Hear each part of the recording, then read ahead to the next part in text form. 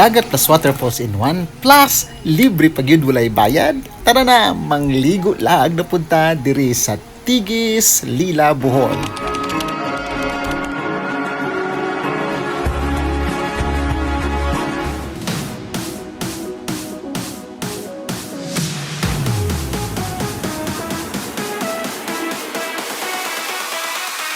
Welcome back to another video. Today we will be heading to another hidden gem here in Lila, Bohol. Tigis Waterfalls here in Tigis, Lila, Bohol. From Tagbilaran, just follow the Tagbilaran East Road, and then once you reach Lila, pagpangutana ra mo asa dapit ang Tigis Waterfalls kay wala siya specific nga landmark or signage.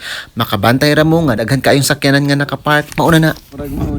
Unya basin mga saag mo, mga wala mo kay basta makakita mo og no entry, maunay entrance.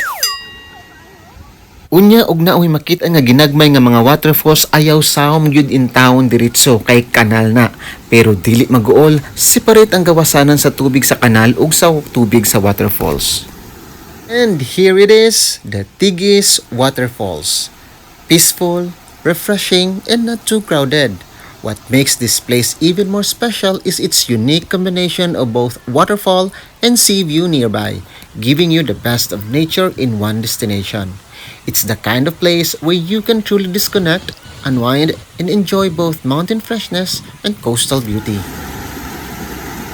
Ang tubig bugnaw kaayo and inviting. Perfect kaayo para sa quick swim or simply relaxing while listening to the soothing sound of the waterfalls. Plus, with the sea just within reach, you get to experience two natural wonders in one unforgettable stop.